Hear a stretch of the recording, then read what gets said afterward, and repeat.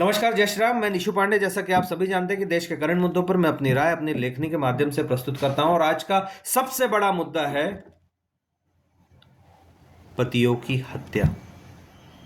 आप कई दिनों से ऐसा मैं सोच रहा हूं कि इस पर चर्चा करना चाहिए। लगातार हो रहे नवयुगल में किसी न किसी महिला का कोई प्रेमी होता है और किसी न किसी कारण से वो अपने पति की हत्या कर दे रही है।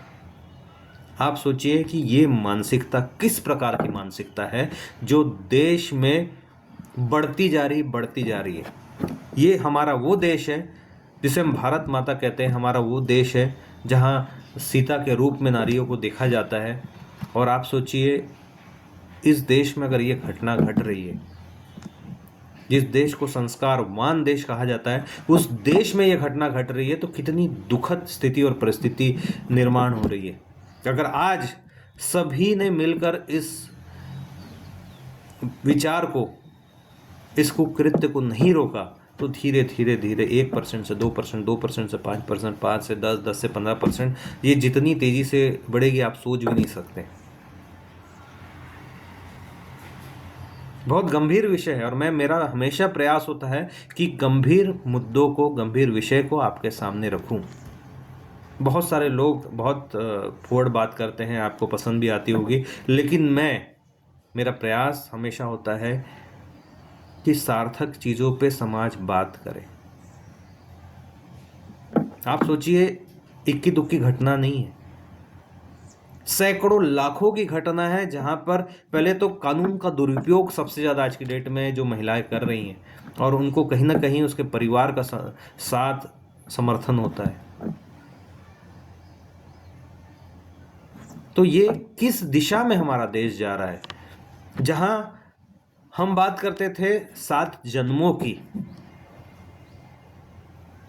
जी हाँ, 7 जन्मों की, पति पत्नी के बीच के संबंधों की, आपस के रिलेशन की, और आज वो 7 जन्म तो दूर, ये 28 दिन के बाद कत्ल हो जाता है, 3 दिन के बाद कत्ल हो जाता है, 5 दिन के बाद कत्ल हो जाता है। ये किस दिशा में जा रहा है?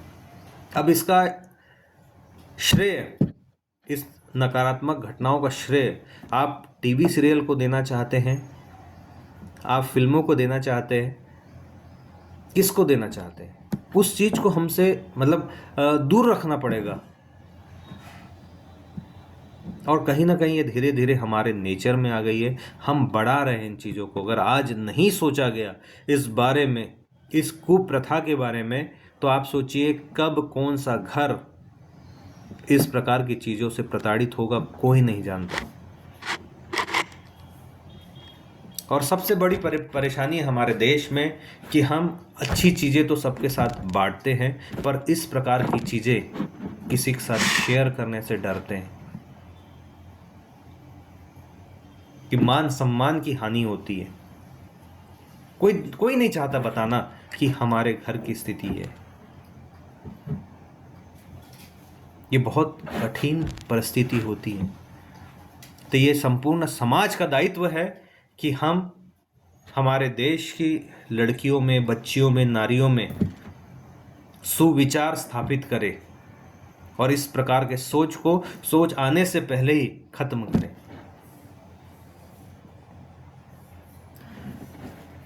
तो मैं अपनी,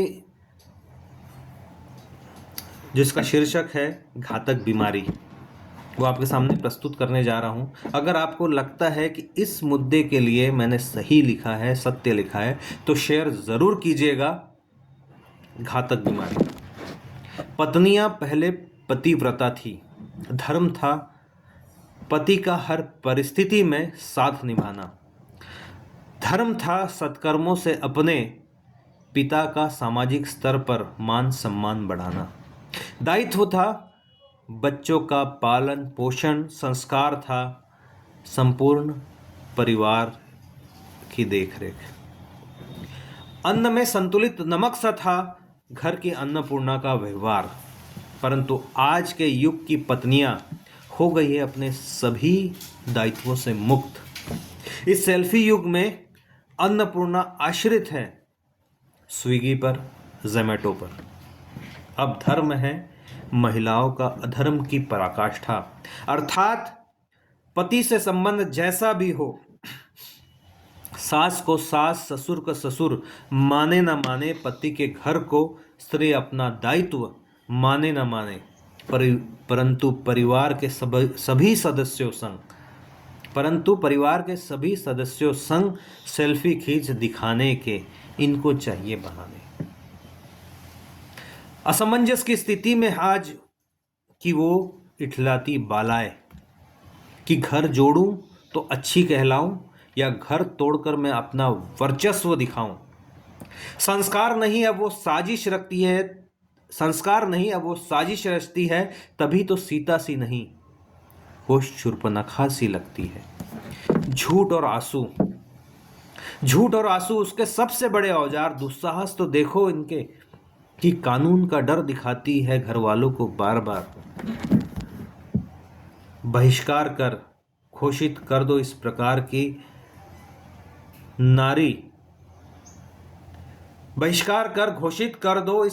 की सभी नारी, समाज हेतु कर्क रोग से भी बड़ी है घातक बीमारी। जी हाँ, ये थे मेरे विचार। अगर आपको तर्क संगत लगते हैं और इस समय और इस परिस्थिति के हिसाब से सही लगते हैं कि हमारा देश धीरे धीरे जिस दिशा में जा रहा है वो गलत है, तो आप मेरी इन बातों को शेयर ज़रूर कीजिए। और आज जो हमने बीज बोया है, कहते हैं ना, हर पौधों को फल देने के लिए कम से कम 5 साल, 10 साल, 20 साल लगते हैं। तो आप ये सोचिए कि ये जो आज घटना घट रही है उसका बीज 25 से 30 साल पहले बोया गया था, जो आज इस स्वरूप में हमें दिखाई दे रहा है।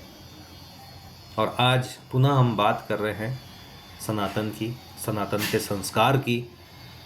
अगर हम लगातार ऐसी भावनाएं, ऐसे संस्कार हमारे आने वाले बच्चों में डालेंगे जो आगे चलकर समाज को सकारात्मक दिशा, सार्थक दिशा प्रदान करेगा, तो हम सभी के लिए अच्छा होगा। इन्हीं बातों के साथ जय श्री राम, जय भारत, जय हिंद।